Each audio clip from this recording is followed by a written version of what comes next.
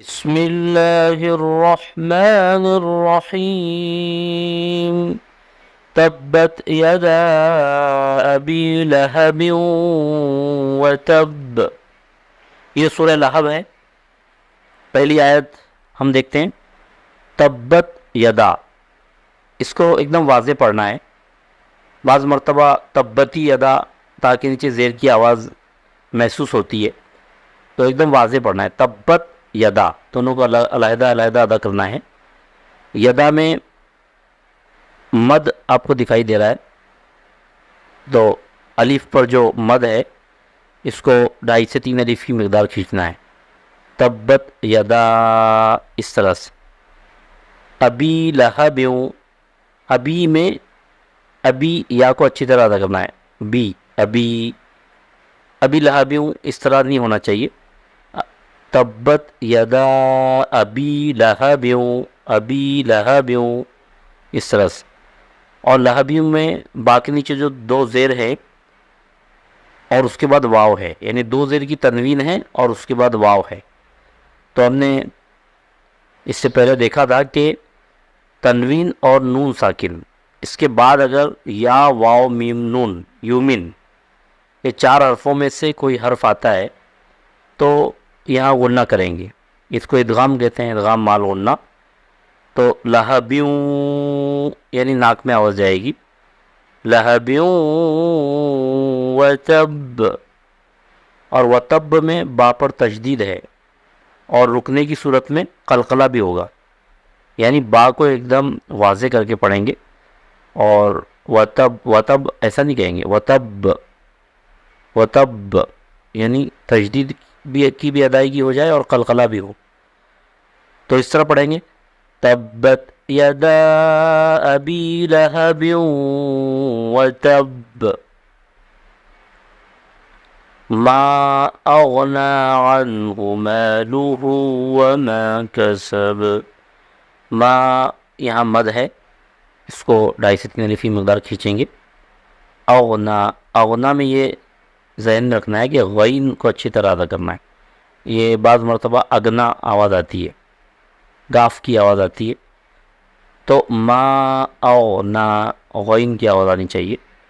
عنہ میں عین کو ادا کرنا ہے، ما اغنا عنہ۔ اور یہاں نون ساکن ہے عنہ میں، اور اس کے بعد ہا ہے، یہاں اظہار ہوگا۔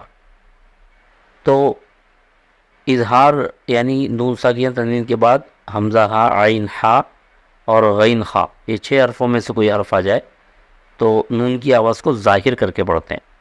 تو یہاں آپ کو غنہ نہیں کرنا ہے، آواز کو ظاہر کر کے پڑھنا ہے۔ ما اغنا عنہ مالہ وما کسب۔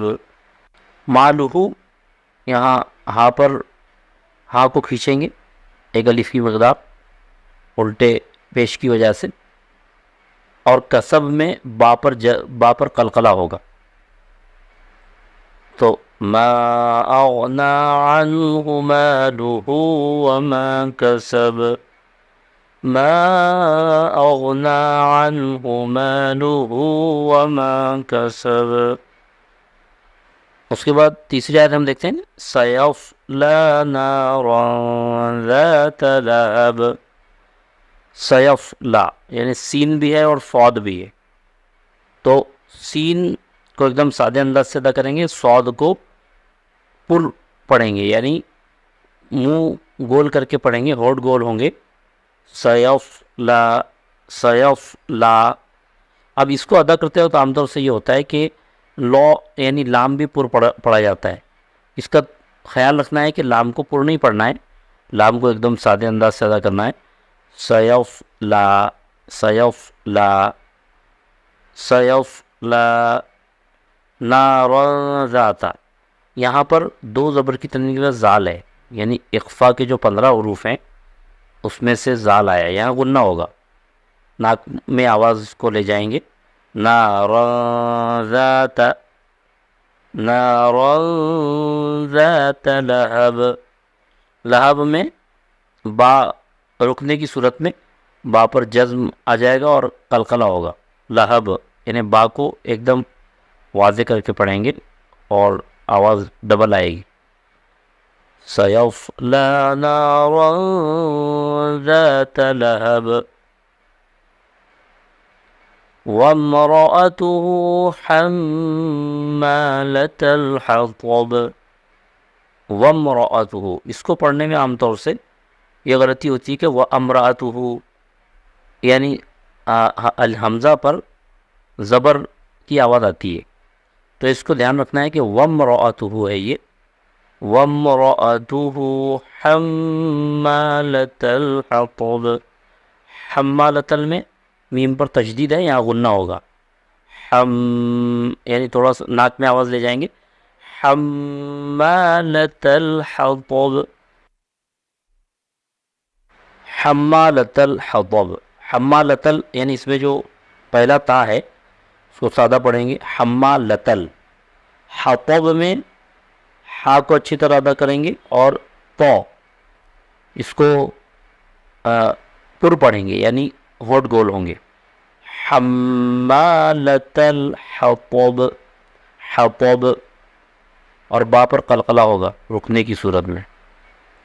وامرأته حمالة الحطب في جيدها حبل من مسد.